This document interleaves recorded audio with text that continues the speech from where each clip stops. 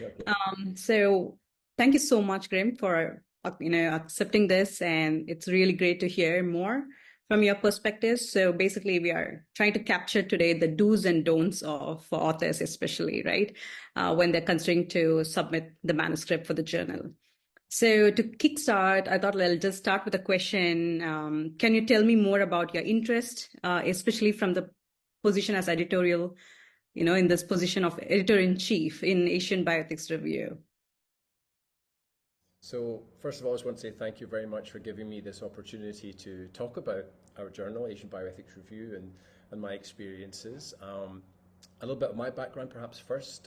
My name is Graeme Laurie. I trained as a lawyer, specifically in medical law, and medical law always requires us to look to medical ethics in order to comment on law and to understand how law works or doesn't with ethics and draw to bioethics. And I've also been a visiting professor in the National University of Singapore, and that led to my opportunity to be the editor-in-chief in the Asian Bioethics Review, which is run out of NUS. And I also live in Sri Lanka, so I live in Asia, so that helps a lot.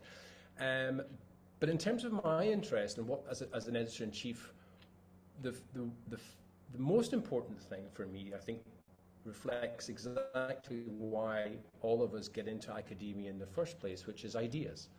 Ideas are exciting to us. We want to explore new ideas. We want to provide opportunities to get new ideas out there. We want those ideas to be as strong and challenging and engaging as possible. And the journal, of course, is a perfect vehicle for that. So for me, the absolute driver is to engage with people who have new ideas.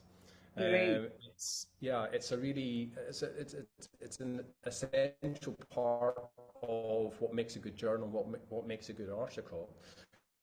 I would also say, because the Asian Bioethics Review is still quite young, establishing ourselves as a vehicle to showcase Asia. I think Asia's the future. There's so much great work going on there, and I'm really excited to be part of that.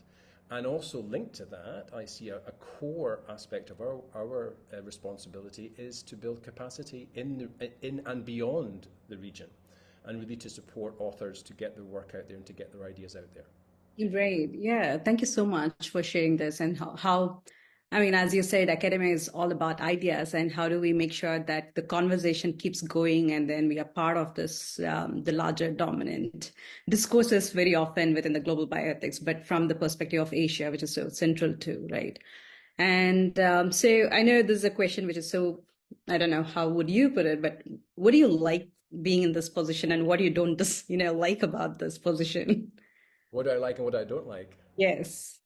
So what I like is being a custodian of the journal and bringing together those elements of ideas, capacity building, and showcasing Asia. I love that.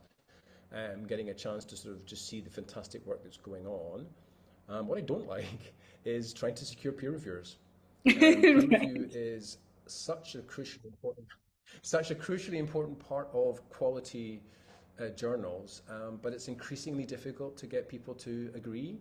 Academia across the globe is very pressured. It's becoming more so.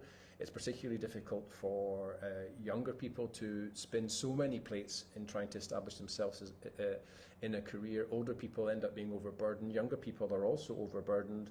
And given the fact that there's absolutely no recompense for being a peer reviewer, I think for many people, understandably, it's pushed down their priority list. But it can be very, very difficult to get good peer review, and I spend a lot of my time tracking down people who might be willing to serve. So Right. that for me is a real challenge, but it's absolutely a crucial part of quality.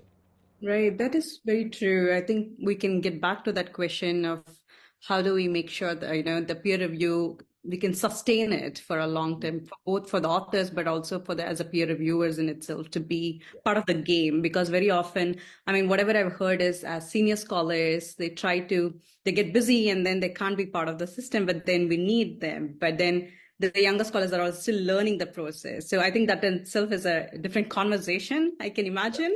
Yeah. Maybe But some. what I would say about peer review is that I think people can be peer reviewers at any stage of their career.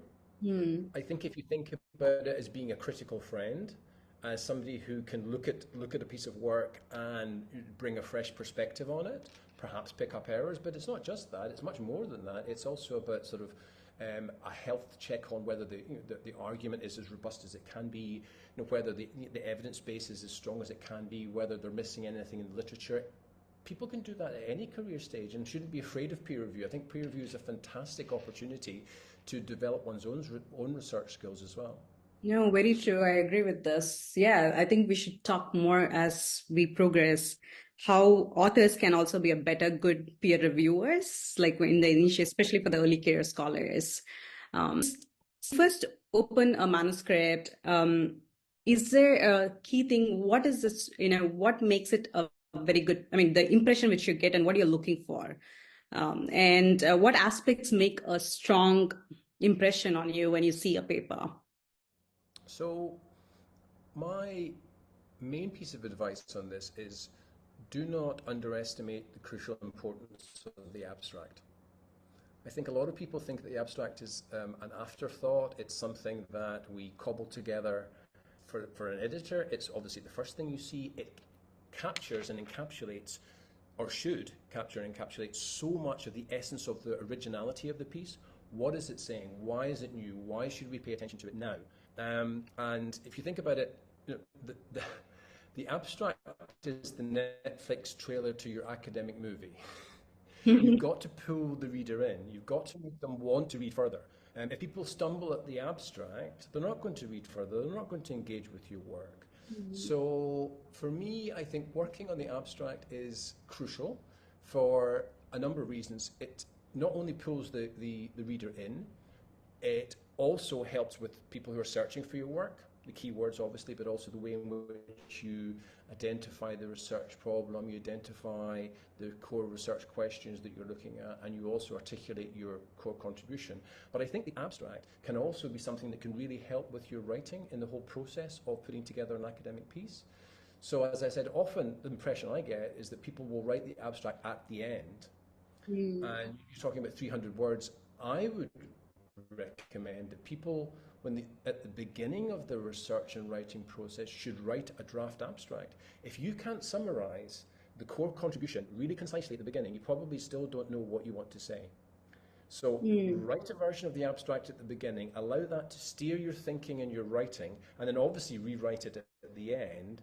But I think you'd be amazed by how helpful that piece of concise, punchy writing can be for framing what you're going to do or what you think you're going to do, and also as a health check later on as to whether you've done what you said you were going to do, but also whether you're able to articulate in those 300 words very clearly and concisely what is the contribution here and why should people continue reading your work. Right. No, that's true. It's like an outline but very clear and concise, and which makes the reader whole get the idea, right, of the whole paper. And yeah, and are there any elements like which you think the moment when you open as an editor, like it's just put you off completely and you would want to just reject a paper? And what is it? So I would go back to my answer to your earlier question about ideas. I want to be kind of captured by the newness of an idea, even just one idea. In fact, often the best papers have a core single idea, but it's a really interesting idea. So if I open a paper and I start reading and I'm not clear what the idea is, or there doesn't seem to be an idea, or it's derivative of other works, that's not going to go anywhere. You've got to be clear about what is the contribution that you're making. From the research that you've done, you need to demonstrate that you know the field and that you're contributing something new. So if I can't quite quickly in reading a paper grasp what is that contribution, then that's likely to result in a reject. Or if the contribution is very small, that's fine, but it has to be very specific, and the author really needs to identify why they want to make this particular contribution and why it's valuable. Another thing I would say is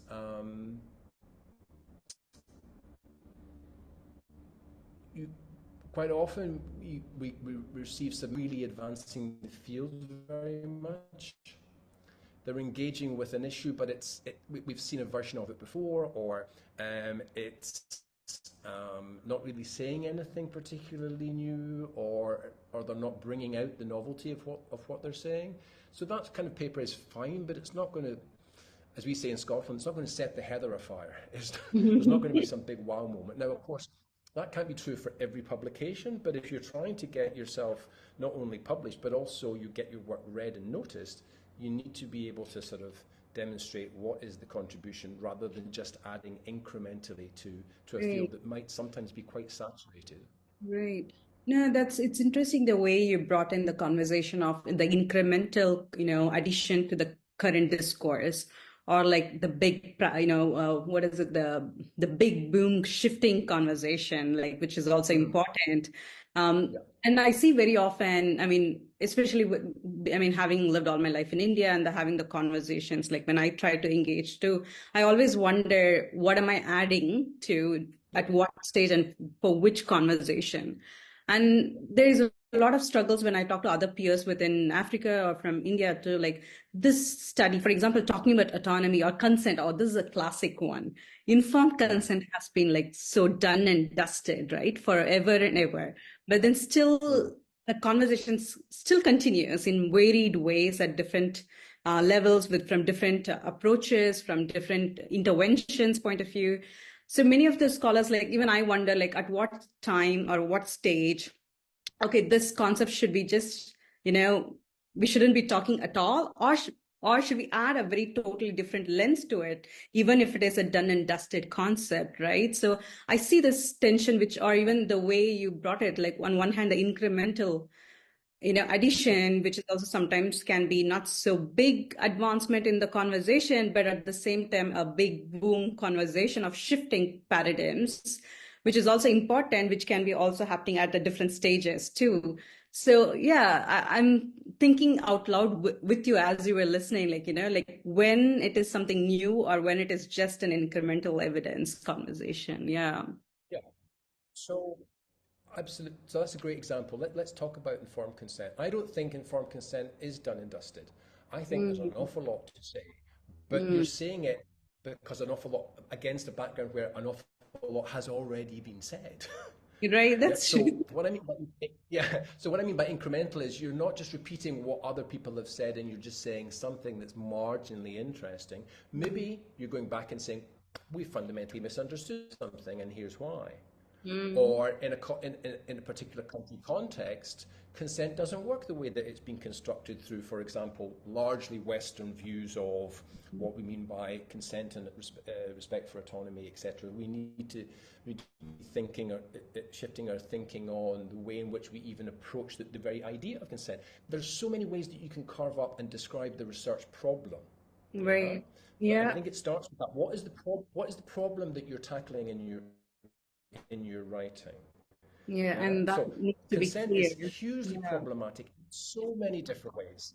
Yeah, so you need to be clear about identifying the nature of the research problem. And I use the language of a stubborn problem. There's still a stubborn problem that is something that's bugging you about, for example, consent. So you need to be able to articulate that in your paper. What's still bugging you, and why has nobody else actually provided a good enough answer yet? If you just articulate that, you're already very, very far down the road about making a really good contribution. Okay. So I'm not suggesting, when I talk about incremental, I'm not saying that every paper has to be paradigm shifting. It's not possible. That's absolutely not possible. But it's about being clear about what is the nature of the contribution you're making, why it's important, why somebody should keep reading, and if the reaction to something like, oh, not another paper on consent, if you think that's going to be the reaction, anticipate that and say, oh, we can't surely have another paper on consent. However, what people haven't looked at, and I will demonstrate in my writing, is that they haven't looked at this angle. And then you demonstrate that, what you're doing is showing that there's still a problem, and then you're going to address that problem. That's really intriguing. That's good writing. Yeah, no, that's great that you clearly unpacked that.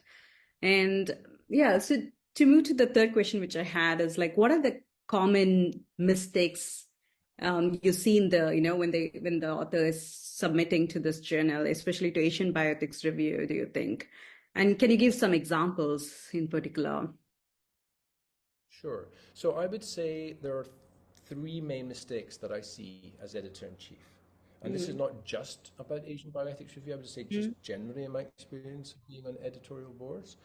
The first mistake is people not making sure that there's a strong enough fit with the journal, with the aims and the scope of the particular journal.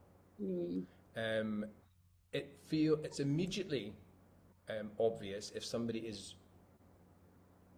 scattergunning their work. They're not trying to make it fit with the objectives of the journal. We've had engineering papers, we've had dentistry papers for a book, a journal that's on bioethics. I mean, that should be a no-brainer, but you'd be amazed by how often a desk reject happens because they simply haven't read what the journal is about. So it is the responsibility of the author and the authors to demonstrate to the editorial team, not just that there's a fit, it's just I'm writing on bioethics, but there's a really strong fit and it's pushing a particular part of the mission statement or the objectives of the journal. Why would you publish my paper over 16 others that you're sitting there with? Yeah. So that's the first thing, is not making sure that there's a strong fit with the journal. The second point I'd make is that I think when people are writing their articles, so for us, an original article would be normally between 5,000 and 8,000 words. I think a lot of people have a challenge of getting the balance right between the descriptive part, the setup part, and the actual analysis. Right.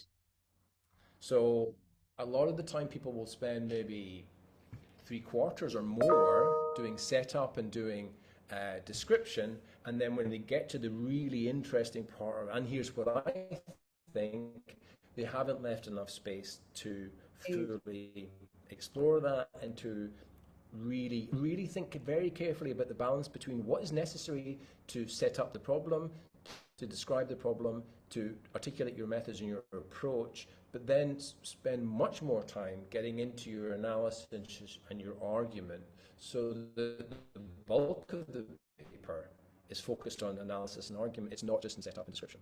The third thing I would say is linked to the last point, is about really developing your argument and thinking it through. What are the consequences of this? So that you're anticipating what a peer reviewer might come up with. Think about your paper as a peer reviewer as if you were reading somebody else's. That's quite a difficult thing to do, but having an arm's length look at your paper, sometimes putting it away for a few weeks and then coming back to it and saying, well, if I were reviewing this, what would I say about this argument? I don't think that is done as well as it could be often. And also explore limitations of your argument. Don't claim something that's massive when you can't substantiate it, because actually sometimes the most powerful contributions are actually quite narrow, but they're narrow, they're focused, they're defined, and they're deep.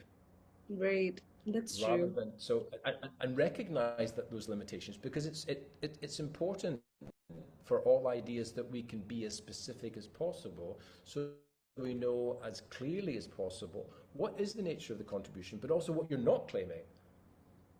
Yeah. So don't overclaim. No, that's very true. I mean, it's good that you ran through the whole structure of the paper and how, especially, I think within, especially people who come from social research perspective or social science, the description part goes much more longer, and very often the normative analysis is like little leftover. I see that as a big challenge in many ways too, right? Somehow, like, related to this question, I thought, like, I'll ask more about, do you see, like, do you prefer manuscripts? Of course, the answer I know, but then still I thought to, like, ask you, like, do you prefer manuscript which follow a certain specific format? Because most of bioethics is philosophy leaning oriented works, which is much more argumentation, and the normative content is very high on, right? So do you want to just share much more about, what distracts you when you are assessing a paper, as especially when you are assessing manuscript, whether it's fitting the journal, or is it much more to do with, it's okay, it can be still a empirical research, but there should be an emphasis of normative analysis, and to what depth do you expect from the authors, do you think?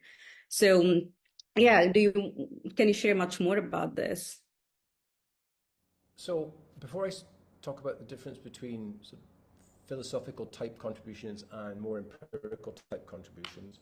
Let me just say something sort of broadly about how I see almost all arts and humanities papers coming together. And it goes back to what I said earlier about the research problem. Right. I think the starting point has to be the research problem. Having looked at the literature, what is the problem? So an analogy I often use is Swiss cheese. You know, Swiss cheese has got the square of cheese and then the holes in it. So if you think of the square of cheese as being the field that you're looking at, the research problems are the holes in that field, the holes in that piece of cheese. Yeah? So the first thing we need to do is actually to identify what is the nature of the hole? How big is the hole? Where does the hole sit relative to the rest of the cheese, i.e. relative to the rest of the literature? That is actually already a big challenge, but everybody needs to be able to identify the research problem. You know, what is the problem that you're looking at? That's the first point. The second point is from that, then what research questions do I need to ask that will help me answer that problem or address that problem? So we need to be able to articulate the research questions as questions that this paper will actually try to answer. And then we come to the third point is method. What is the method we're going to use that will be robust to give good answers to the research questions? Yeah. Very and then we go on to the fourth point, which is analysis and discussion, etc., which of course itself should be rigorous and robust, and we can demonstrate that you've made a good attempt to answer the questions, and this is your contribution. So I think that stands true, irrespective of whether your paper is coming from a philosophical perspective, whether it's based in empirical research, etc. What changes, of course, is the way in which you emphasize certain elements. So methods, if you're doing qualitative research, then obviously you need to make sure that you've got robust qualitative methods, and the methods section takes particular prominence. Philosophers and lawyers are also guilty of this. We're less good at articulating what are our methodological approaches. But we do have an approach, but oftentimes we don't necessarily make it explicit in the paper, and that's not necessarily problematic, so long as we are clear ourselves what we're doing in terms of the analytical framing and analytical approach that we're taking. Yeah. So I would go back to that kind of template of research problem, research question, suitable methods to answer the questions to address the problem, and analysis, and then to go back to your overarching question. That, therefore, impacts on the structure and the look and feel of the paper, and I'm open to that. I don't have a problem with that at all, so long as there's an internal coherence in the way in which those elements are actually working together and for each other. If you look at Asian Bioethics Review, we actually have a tradition, certainly in the last few years, of publishing empirically based qualitative type studies, and we're proud of that.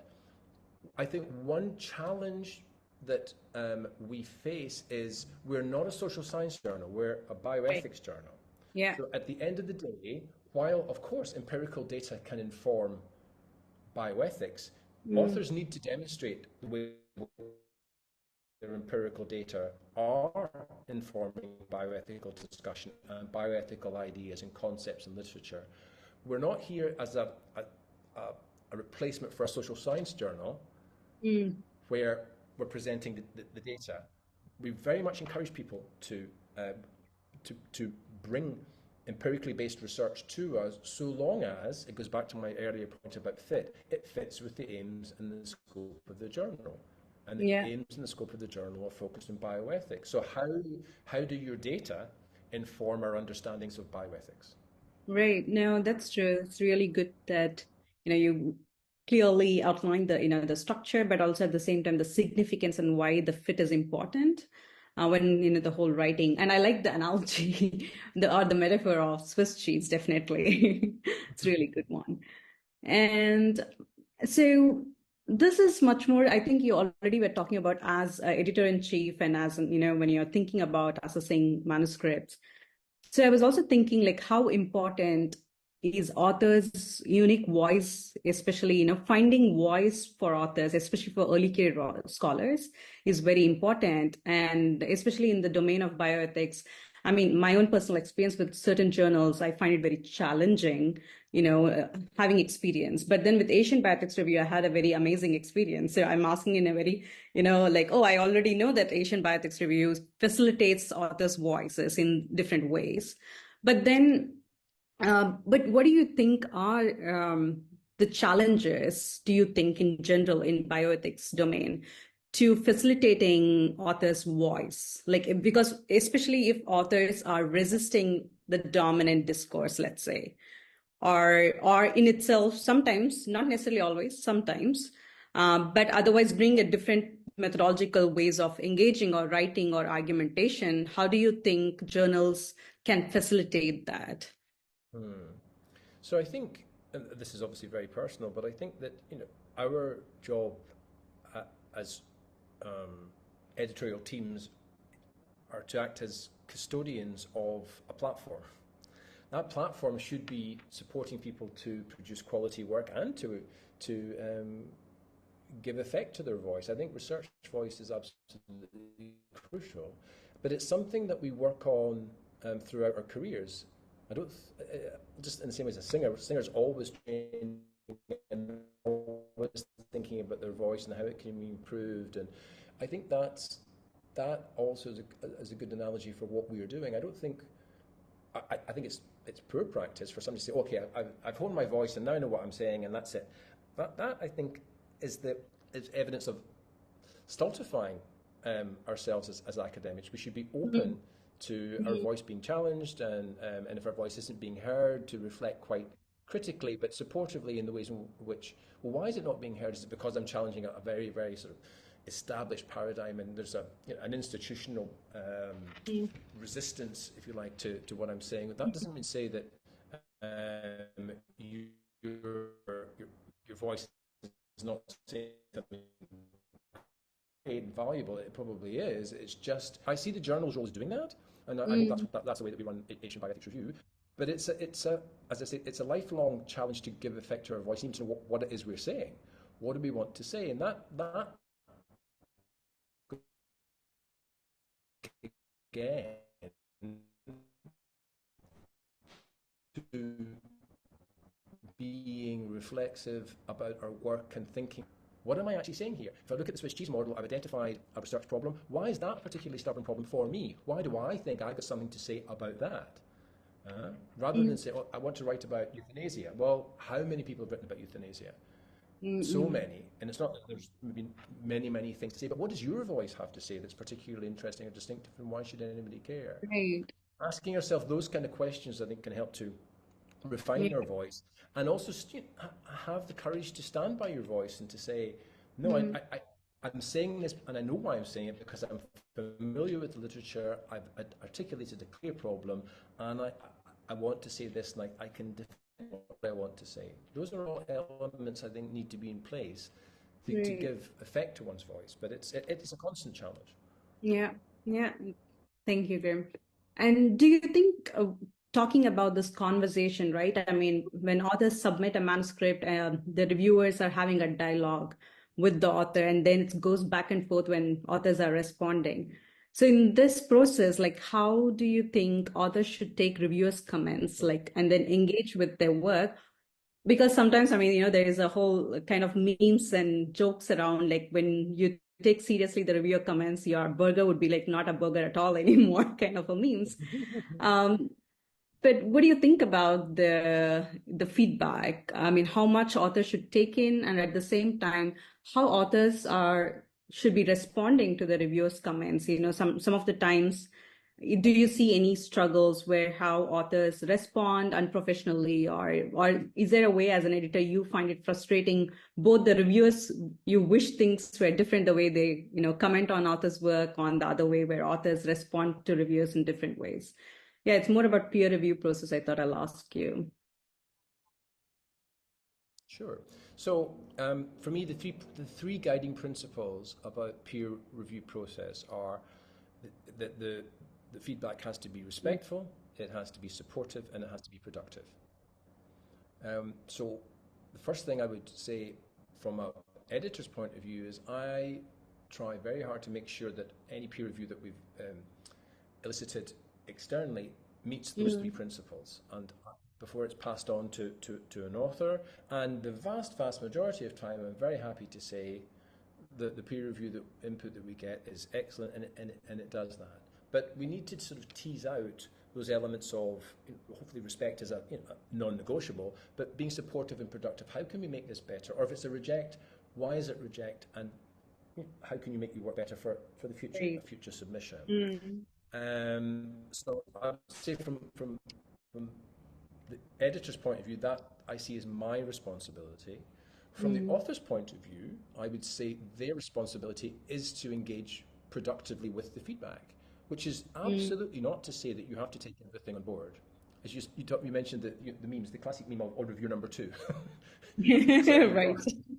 Exactly. So reviewer number 2 seems to say something diametrically opposed to reviewer number 1, and then the poor author sitting there thinking, I don't know what to do with this. Right. So if you have a clear sense of what your voice is, if you have a clear sense of what your contribution is, if you've articulated well what the research problem is, if you've been through those elements I've mentioned before about robust research questions, etc., you're already more than halfway there to having a really good contribution, and you should be able to stand by what you've said. And if the feedback is respectful, supportive and productive, then it should be the beginning of a very fruitful dialogue, either between you and the reviewers, or certainly through the medium of the editors. One thing that's really going to help you is when you do a resubmission, you engage very specifically with each of the points that the reviewers have made. And if you feel that they're contradicting between reviewer 1 and reviewer 2, say that. If you fundamentally disagree with what reviewer 2 is saying, say that. I would hope that any editor worth their salt will engage respectfully with your feedback on the feedback, as it were. This is about supporting people to produce the best possible work.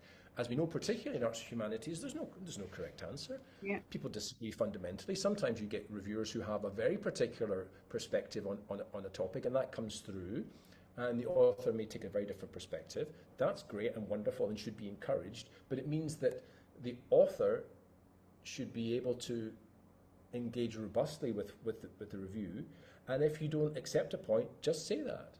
At the end of the day, it's a call by the editor, but that robust engagement will take you so far.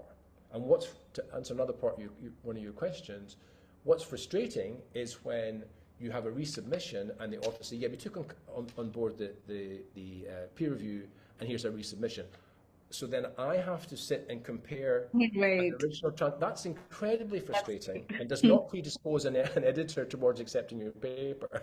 Yeah, no, that's very frustrating. So much unnecessary work, but also it demonstrates from the author's point of view that you're not really taking that peer review seriously, because you're not showing the ways in which you've engaged with it. Yeah. So my bottom line message is, engage with it and show how you've engaged with it. By no means there's no editor that I know that expects you to take on board everything, because if you take on board everything, as you say, you're going to end up with this eaten mess of a paper. But if you don't have a clear sense of what your own voice is or what your own contribution is, then it's very easy to feel, I've got to respond to all of these points, and then the paper just kind of falls apart. But if you have the courage of your convictions, then you can respond really robustly to peer review. Yeah, no, that's true. I mean, it ties back to the whole thing about author's voice, right? Like, clearly, you have clearly identified the whole research problem, what you have to say and engage. And we need to keep on demonstrating as authors at every stage. Yeah. So to the last question, which I thought to ask you is, like, are there any final tips or things which you want to, share with, especially with early career scholars, for the do's and don'ts when you're submitting? So, speaking from the perspective of an editor-in-chief of a journal, I go back to an earlier point, which is absolutely make sure that your paper fits with the aims and scope of the journal. That should be self-evident, but you'd be surprised. So please do that and engage with that and show where and why this journal, why this contribution, why is this paper important, and also why now? What is the intellectual imperative that supports the editor not only accepting this paper, but saying, actually, I need to get this out quite soon. No? So that goes back to what I said earlier on about if you're making an incremental contribution to the literature, that's fine, but it's probably not going to support you to get your work out there because there's so much pressure on journals. Yeah. Very true. So just be clear about those elements. And I would just also rearticulate what I was saying about the Swiss cheese model. Yes. Be very clear. What is the field to which you want to make the contribution? That's the slice of cheese. What is the particular hole in the cheese that you've identified as the research problem?